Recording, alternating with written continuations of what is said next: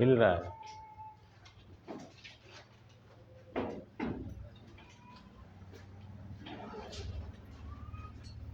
चलिए ऑन किए हैं। तो संयोजी इलेक्ट्रॉन, ठीक है, कोवैलेंट इलेक्ट्रॉन क्या होते हैं, ठीक है। तो संयोजी इलेक्ट्रॉन का मतलब है किसी भी तत्व के बाहरी कोश में, ठीक है, या बाहरी कक्षा में जो इलेक्ट्रॉन होते हैं उन्हें कहते हैं संयोजी इलेक्ट्रॉन।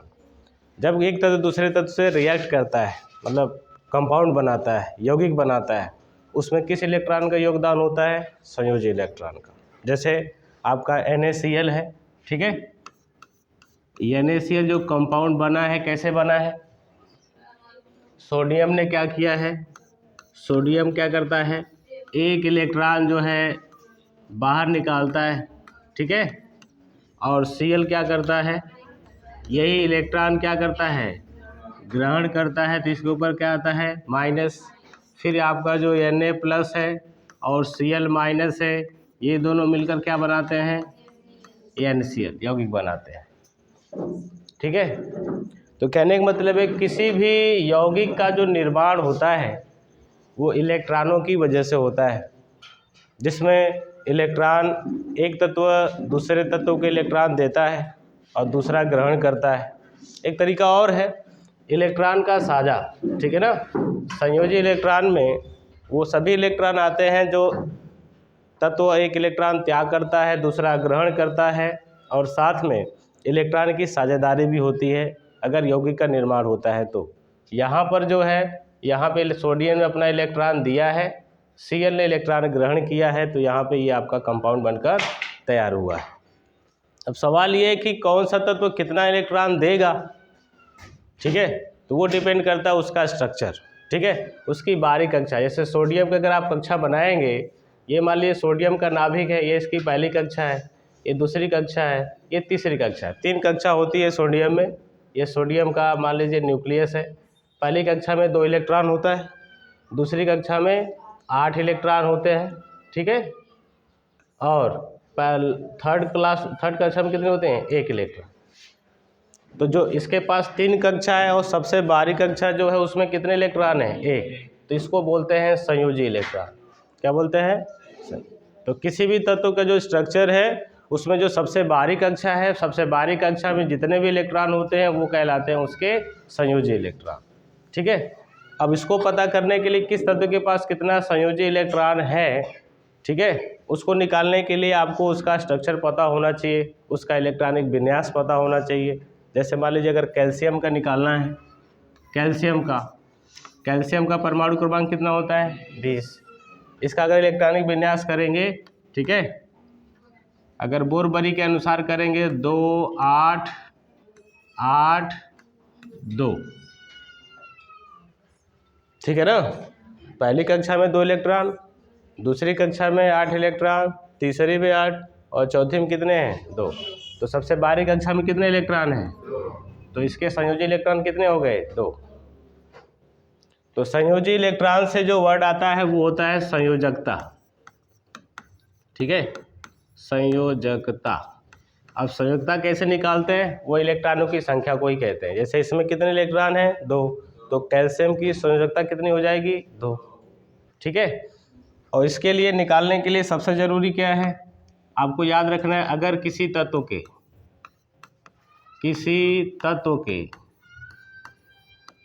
बाहरी कक्षा की बात होगी, बाहरी कक्षा में 1 इलेक्ट्रॉन है, 2 इलेक्ट्रॉन है, 3 इलेक्ट्रॉन है या 4 इलेक्ट्रॉन है, तो उसकी संयोजकता कितना हो जाएगी? जो इसके इलेक्ट्रॉनों की संख्या है, ठीक है। अगर 1 इलेक्ट्रॉन है संयोजकता 1 होगी। बाहरी कक्षा में 2 इलेक्ट्रॉन है तो संयोजकता 2 हो जाएगी। बाहरी कक्षा में 3 इलेक्ट्रॉन है, संयोजकता 3 हो जाएगी।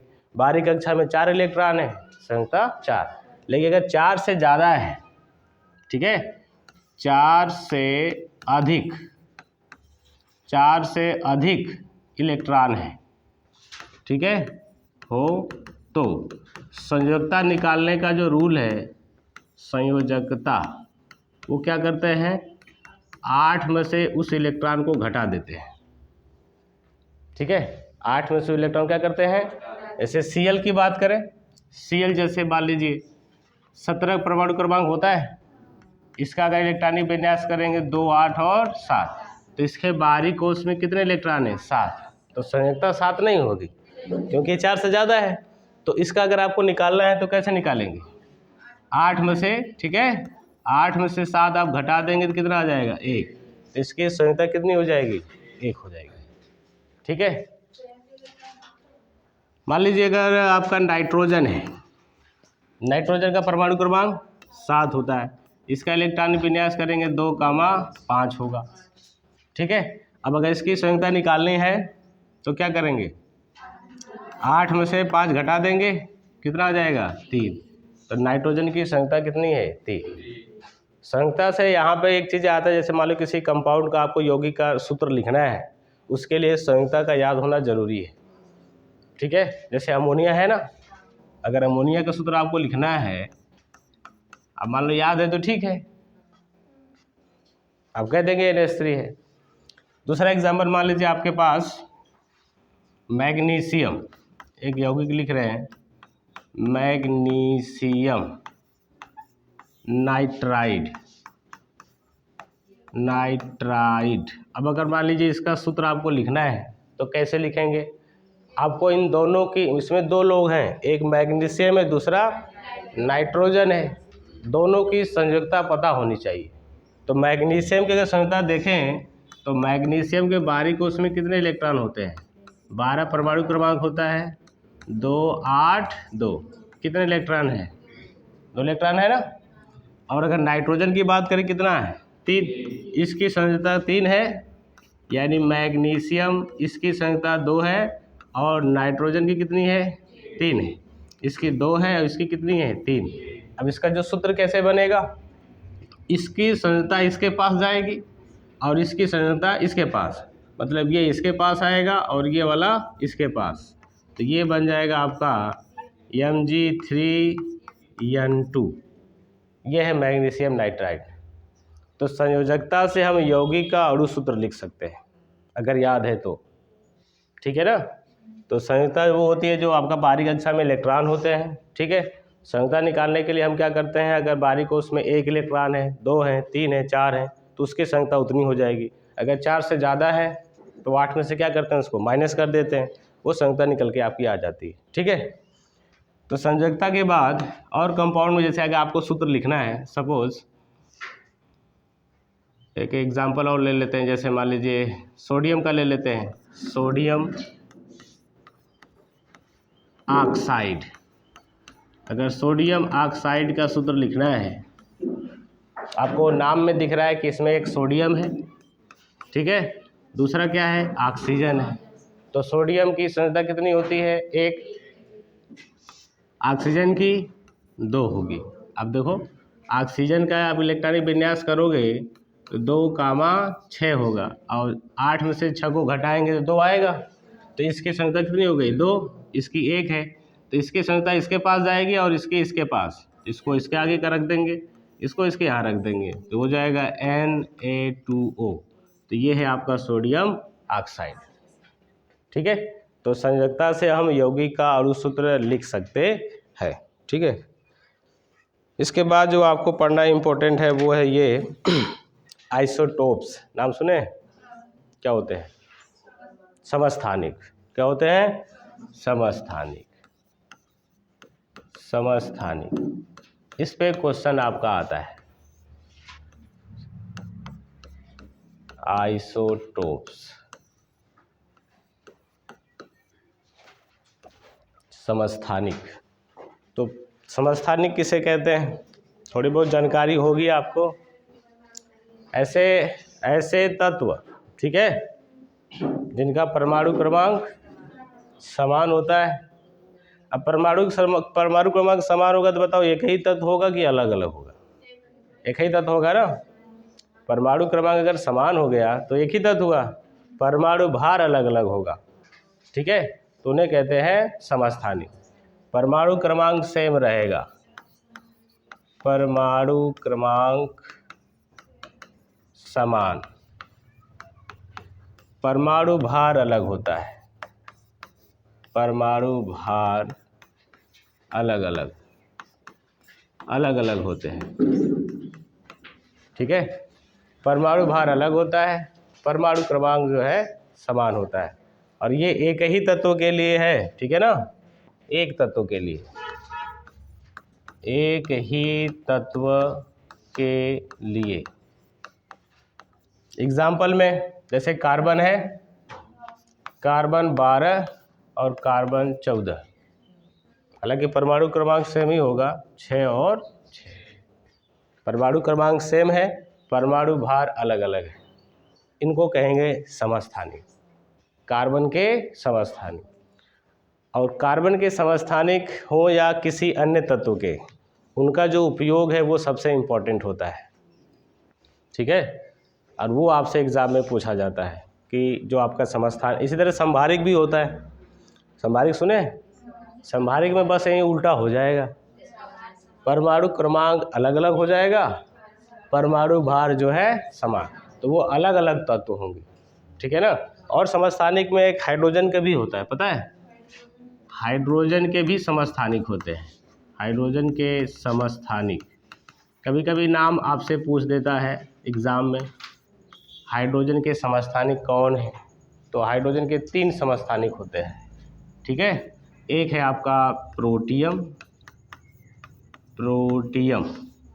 दूसरा है, वेरी गुड, ड्यूटेरियम, और तीसरा जो होता है वो है ट्राइटियम। तो ये 3 समस्थानिक हैं। अगर सूत्र की बात करें 1H1, ये होता है 1H2, ये होता है 1H3। ठीक है, तो हाइड्रोजन के 3 समस्थानिक होते हैं, प्रोटियम, ड्यूटेरियम और ट्राइटियम। ठीक है, ये नाम आपका एग्जाम में पूछ लेता है कभी कभी कि हाइड्रोजन के समस्थानिक निम्न में से कौन है। अब 4 नाम दे दिया, उसमें से एक नाम ये भी रहेगा, इसमें से कोई ना कोई। ठीक है, सूत्र तो आपसे नहीं पूछेगा कंपटीशन में, बट नाम आपसे पूछ सकता है। ठीक है, और दूसरा सवाल है कि सबसे ज़्यादा समस्थानिक किस तत्व के होते हैं? पोलोनियम के। पोलोनियम तत्व जानते हैं? सबसे अधिक समस्थानिक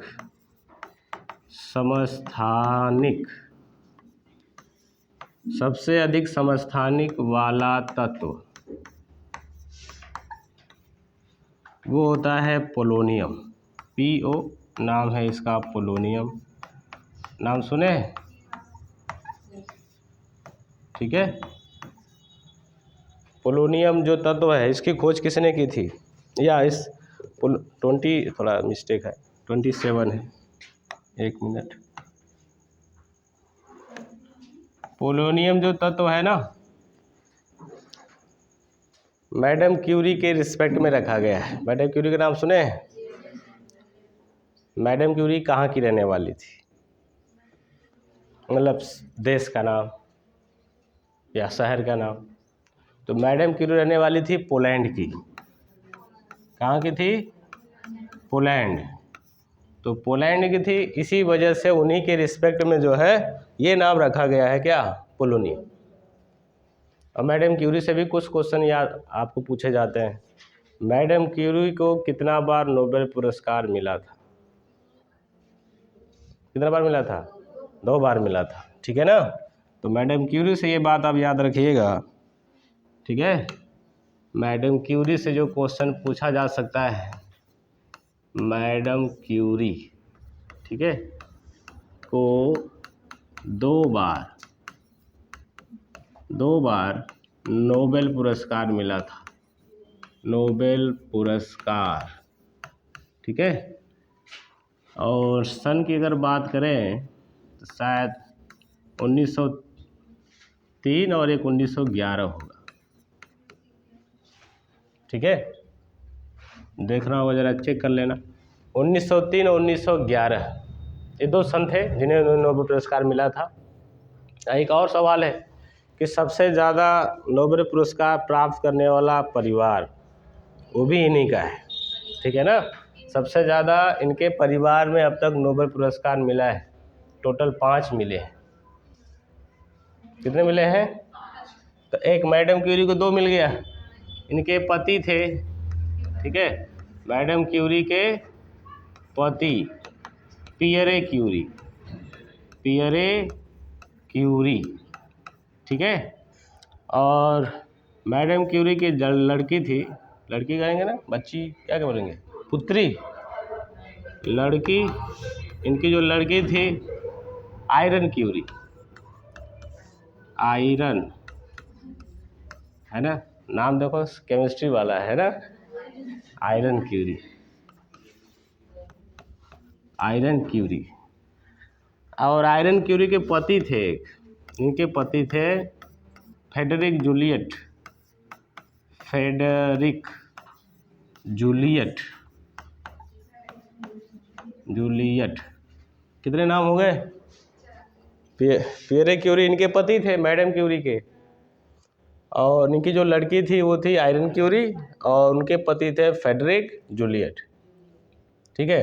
तो इनको मिला एक इनको मिला, एक इनको मिला, कितने हो गए?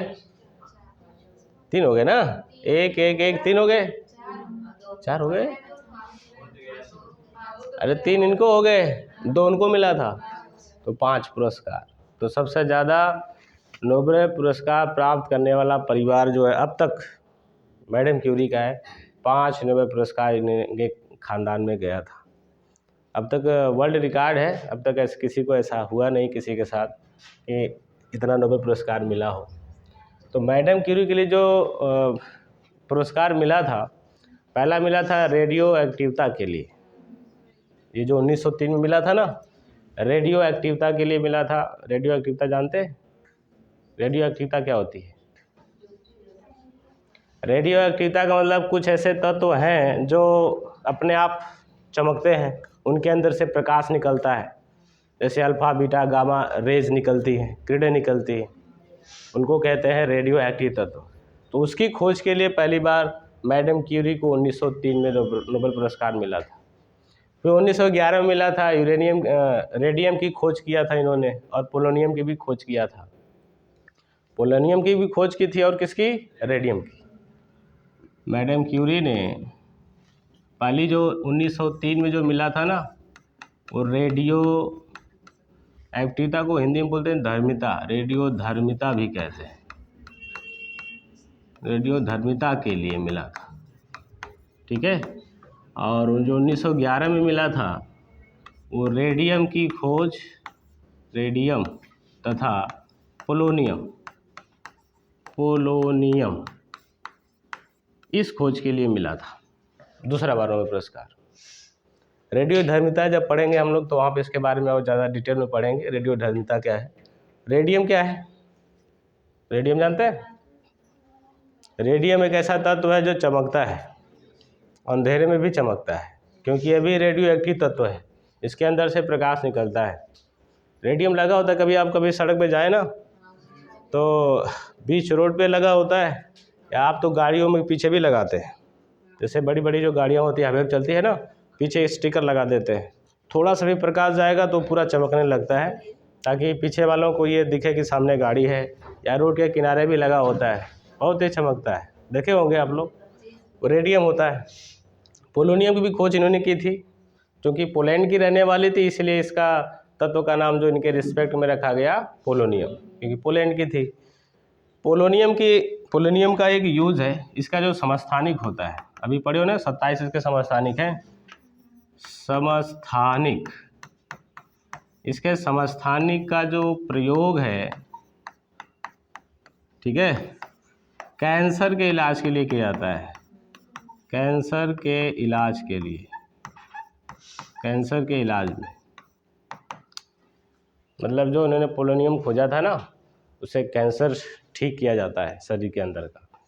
लेकिन सबसे बड़ी बात यह भी है, दुखद बात है, कि मैडम क्यूरी ने इसकी खोज की थी, और जबकि खुद इसी बीमारी से मरी थी,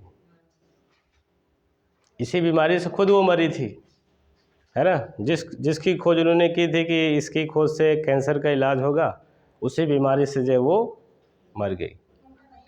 कारण ये था ना कि ज़्यादा समय तक वो लैब में रहती थी। जैसे अगर आप किसी केमिस्ट्री के लैब में है ना, तो डर रहता है, जैसे मान लो, क्योंकि ये जिस लैब में रहती थी उसमें सबसे ज़्यादा रेडियो एक्टिव तत्व होते थे, ठीक है ना।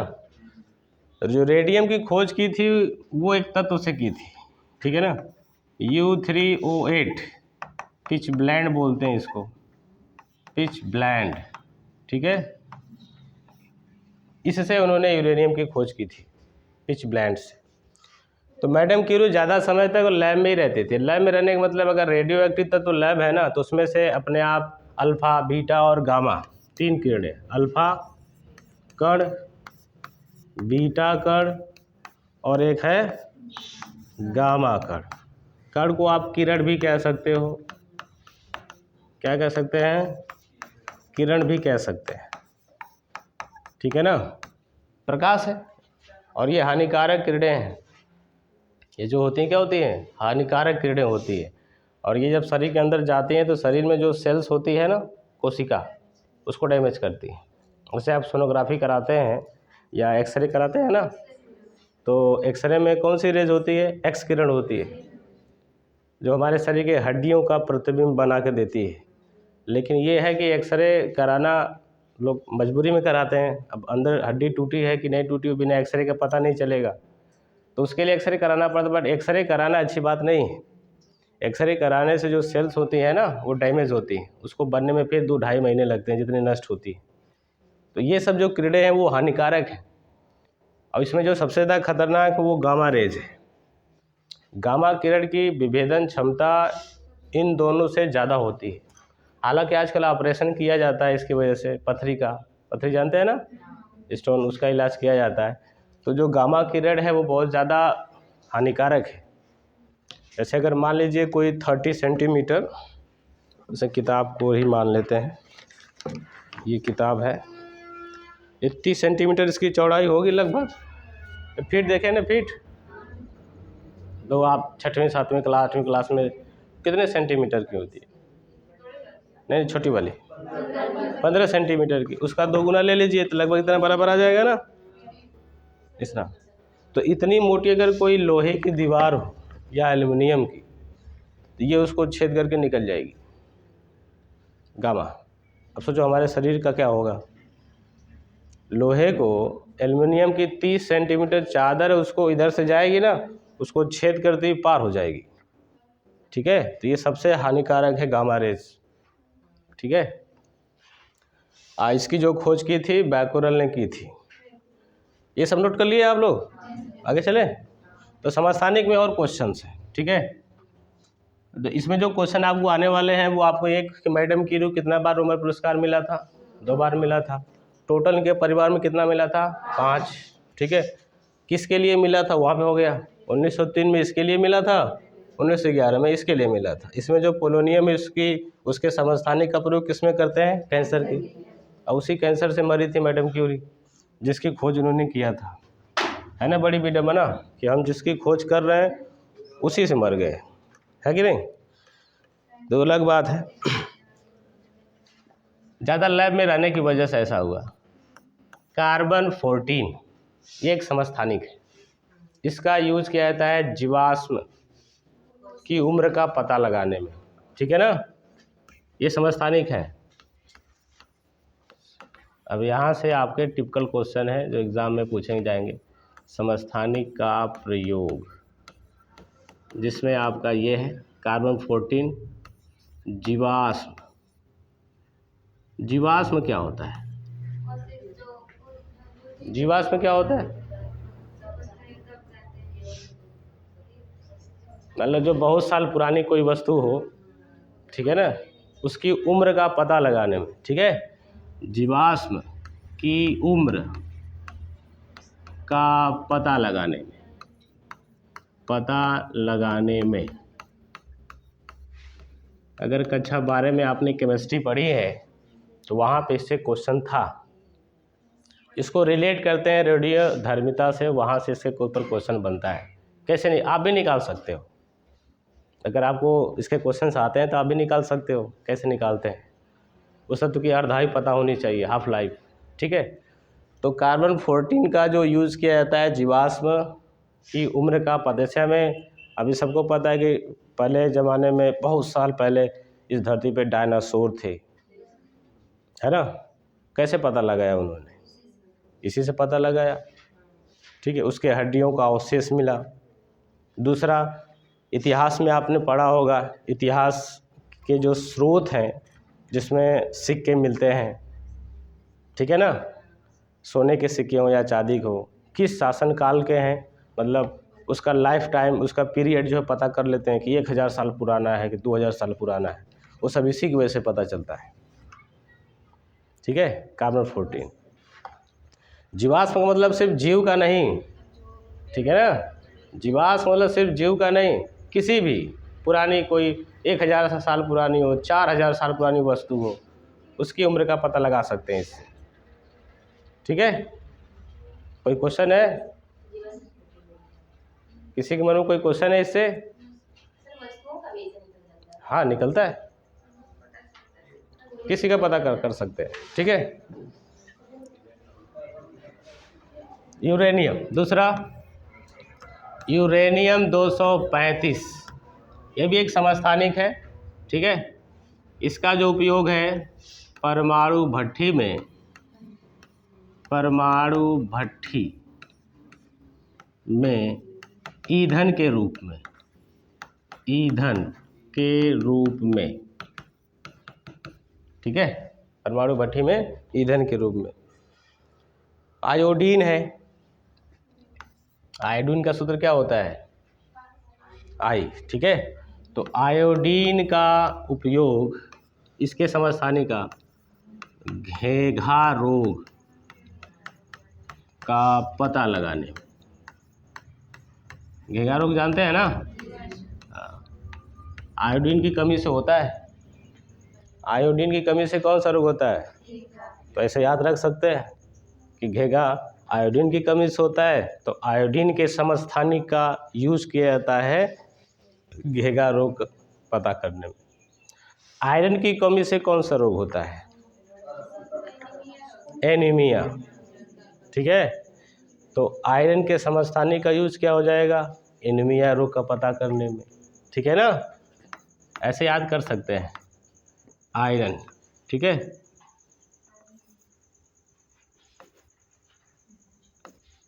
एनीमिया, एनीमिया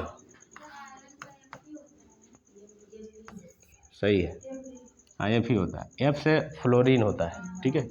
एनीमिया रोग,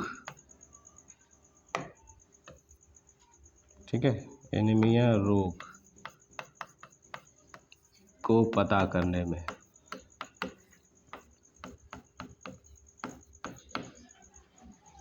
हमारे शरीर में कितना लोहा है?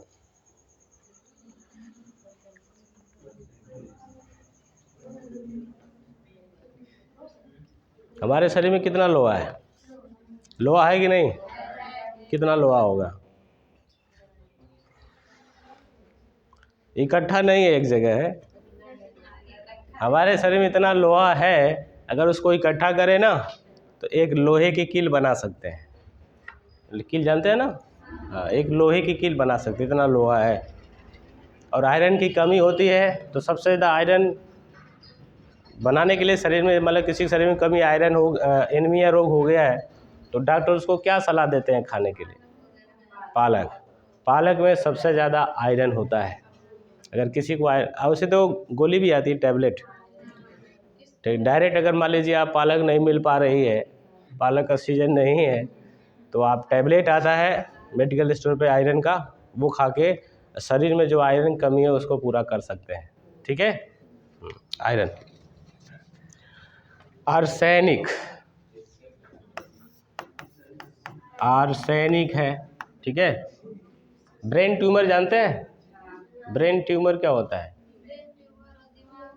हाँ, ब्रेन ट्यूमर पता करने में।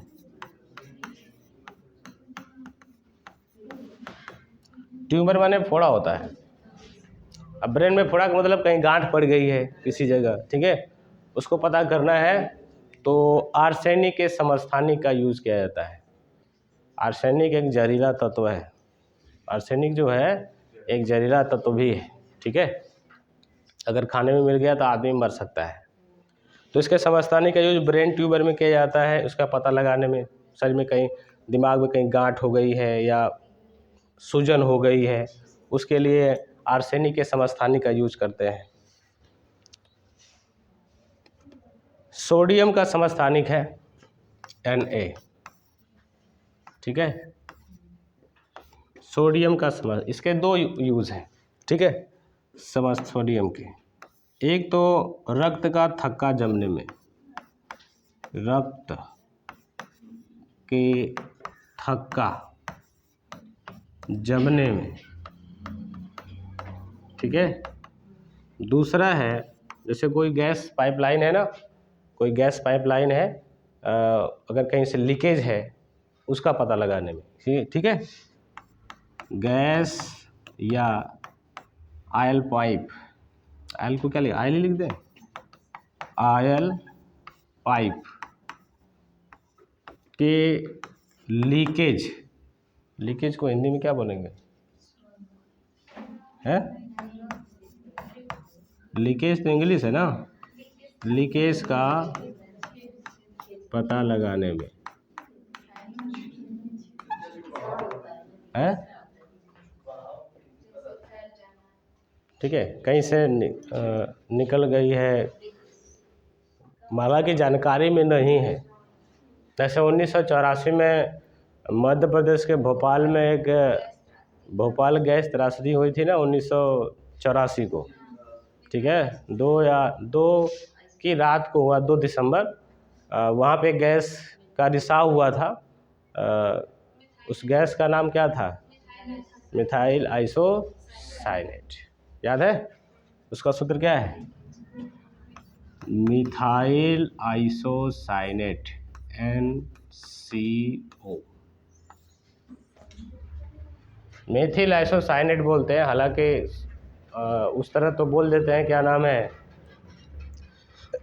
ये मेथिल है, CH3 को मेथिल कहते हैं। हालांकि आप चूंकि लिखने के लिए तो मिथाइल भी लिख लेते हैं, ठीक है। और NC, अगर CN है तो साइनाइड बोलते हैं, अगर NC है तो आइसो बोलते हैं, आइसोसाइनाइड। इसके साथ ऑक्सीजन है तो आइसो साइनाइड से अब ऑक्सीजन लग गया तो साइनेट, सायनेट, जहरीली गैस है, ठीक है। अब इसी का रिसाव हो गया था कार्बाइड, और यहाँ से रिसाव की वजह से कई सारे लोग जो है वहाँ पे डेड हो गए थे, ठीक है। तो ये भोपाल गैस त्रासदी में, भोपाल गैस त्रासदी, तो भोपाल गैस त्रासदी में कौन सी गैस का रिसाव हुआ था, मिथाइल आइसोसाइनेट का। ये नाम आपसे पूछा जाता है। कब हुआ था, 1984 में, ठीक है। 2 दिसंबर की रात को, ठीक है। जिसकी वजह से वहाँ के आसपास के जो लोग काम करते थे, जो रहते थे लोकल, वो सोए शाम को और सुबह तक सोए ही रहे। मतलब कोई जान नहीं पाया ना, जैसे दिन में अगर कुछ चीज़ घटना होती है तो बात फैल जाती है कि सभी लोग जाग रहे हैं। जैसे कहीं पे एक्सीडेंट हुआ है दिन में, तो वहाँ से जितने गुजरने वाले आदमी वो देखेंगे तो दूर तक पहुँचा देते खबर, फलाने जगह क्या हुआ है। अब रात को अगर कोई घटना होगी तो रात को कहाँ पे आवागमन किसी का है, सब सोए हुए हैं अपने बिस्तर पर और सोए रह गए, पता ही नहीं चला कि रिसाव हो। सुबह को पता चला, उसके बाद फिर जो है सभी लोग एक्शन में आए, तब जाके जो है कंट्रोल हुआ। लेकिन ये बहुत जहरीली गैस है, नाम याद रखेंगे, एग्ज़ाम में पूछा जाता है। और कुछ और आपके हैं, जैसे सोडियम का तो हो गया, कोबाल्ट है, कैंसर के उपचार में किया जाता है कोबाल्ट का यूज़, ठीक है। कोबाल्ट का कैंसर के इलाज के लिए, ठीक है, कोबाल्ट का यूज़, कोबाल्ट के समस्थानिक का, कोबाल्ट 60, ये इसका जो है परमाणु भार है, ये जो लिखा है इसका परमाणु भार है। आयरन का परमाणु क्रमांक, ये इसका परमाणु भार है, परमाणु भार है, ये परमाणु भार है, ठीक है। तो रहने देते हैं आज के लिए इतना। ठीक है, बंद कर दो मुन्ना।